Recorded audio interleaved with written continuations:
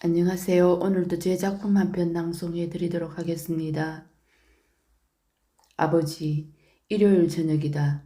남편이 직장에 다니는 아들의 셔츠를 다림질하고 있다. 날씨도 더운데 힘들지 않을까 하는 생각이 든다. 객지에 있을 때는 모든 것을 혼자 해결하더니 집으로 옮긴 후에는 아버지에게 의존하는 아들이 밉살스럽기도 하다. 귀찮지 않아요 하니 내가 해줄 수 있을 때 기쁘게 해줘야지 라고 한다. 만약에 나라면 어땠을까? 젊은 날 아버지 얼굴이 떠오른다. 초등학교 2학년 봄 소풍을 앞둔 어느 날이었다. 담임 선생님이 각자 장기 자랑할 거리를 준비해오라고 하셨다. 나는 걱정이 태산 같았다. 노래도 잘하지 못하고 춤도 못 추니 생각할수록 막막했다. 아버지에게 말씀드리니 학교 생활 속에 있었던 여러 가지를 물어보시더니 선생님 흉내를 내보라고 말씀하셨다. 담임 선생님의 억양과 행동이 특이했기 때문이었다. 나는 선생님의 흉내를 내는 것이 부담스러웠다. 그런데 아버지는 너무 재미있다고 크게 웃으시면서 한 번만 더 하시는 바람에 그날 밤늦게까지 연습한 꼴이 되었다. 며칠 후 소풍날이 되었다. 친구들은 노래도 하고 춤을 추기도 하는데 소심한 나는 또다시 걱정이 되었다. 과연 선생님의 행동을 흉내내는 것도 장기가 될 수 있을까? 아버지의 크게 웃으시던 모습을 생각하면서 용기를 냈다. 담임 선생님이 수업 시간 때 하시는 모습을 재현해 보았다. 그런데 선생님이 더 환하게 웃으시면서 손뼉을 치는 것이 아닌가. 드디어 시상 순서가 되었다. 뜻밖에도 내가 금상을 받게 되었다. 상품으로 네모칸이 그려진 공책 3권을 받은 기억이 있다. 그 후로 나는 뭐든지 걱정거리만 생기면 아버지께 말씀드리곤 했다. 여중에 다니던 어느 날이었다. 학교에서 돌아오니 아버지가 매우 편찮으셨다. 나는 너무 걱정되고 가슴이 답답했다. 내 모든 이야기를 재미있게 들어주시는 아버지가 누워 계시니 막막하기만 했다. 자리에 누우신 지 한참이 지난 어느 날 학교에서 돌아온 나에게 전설 같은 아버지의 어린 시절을 말씀하셨다. 아버지는 여동생 하나에 남동생이 셋 있었다. 할머니는 막내 삼촌을 낳고 산후병을 얻어 3달 만에 돌아가셨다. 그 후로 방탕한 생활을 하던 할아버지까지 돌아가시는 바람에 5 형제는 졸지에 천의 고아가 되고 말았다. 어린 동생들은 모두 15살 난 아버지의 책임으로 남았다. 마을 아주머니들의 동양적과 미움으로 근근히 막내 삼촌을 키우셨다.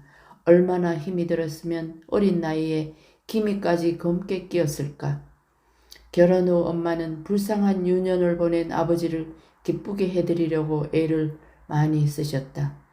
질경이 씨앗 기름을 짜서 화장실에서 자정에 불을 켜면 그리운 사람을 볼 수 있다는 구전되는 이야기를 듣고는 한번 해보자고 하셨다.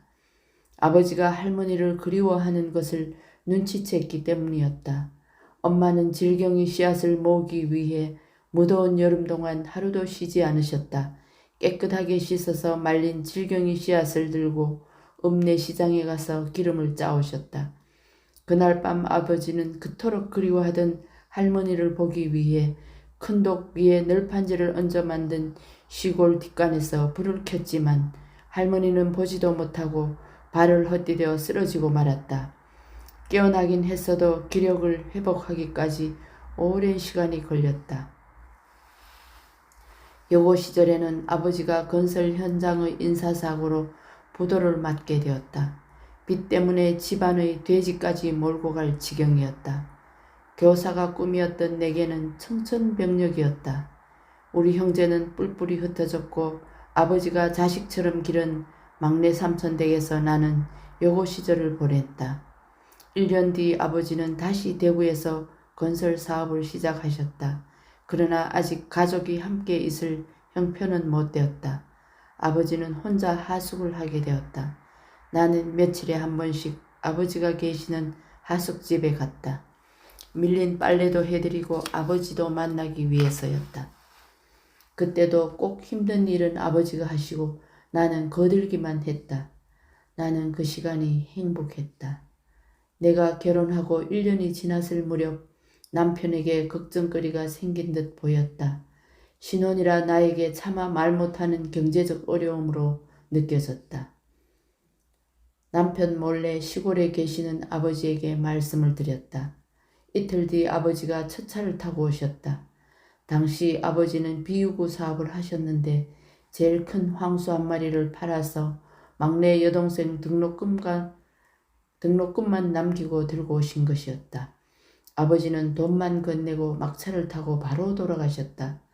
아버지의 소판 돈은 남편에게 큰 힘이 되었다. 그 후로 공장 일이 잘 되어 다 갚아드렸지만 남편은 처부모를 친부모듯 대하듯 정성으로 모셨다. 지금 내가 아버지를 한 번이라도 다시 만날 수 있다면 나는 꼭 하고 싶은 것이 있다. 아버지가 좋아하시는 따끈한 정종에 수육 한 채 반 쪄서 밤을 새워 두런두런 이야기하고 싶다. 말년의 아버지는 매일 아침 나에게 전화하셨다. 항상 똑같은 내용이었다. 내 목소리가 보약 한제다. 오래전에 먼 길 떠나셨지만 그 다정스러운 목소리는 날이 지날수록 더욱 선명해진다. 지금 내 나이는 그때의 부모님을 훨씬 넘겼지만 여전히 철부지가 되고 싶을 때가 많다.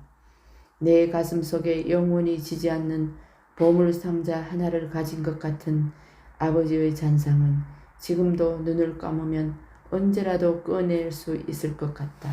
나 또한 내 아이들에게 가슴 속에 보물상자가 될 수 있으면 좋으련만. 남편이 다림질을 끝낸 모양이다. 빳빳해진 셔츠를 든 채 이리저리 살펴보고 있다. 나는 그 옆모습에서 세상의 모든 아버지를 본다. 얼굴 가득 미소가 번져가는 모습이다. 고맙습니다. 올해는 새해 개묘년 둘째 날이기도 합니다. 올해도 모두 건강하십시오. 고맙습니다.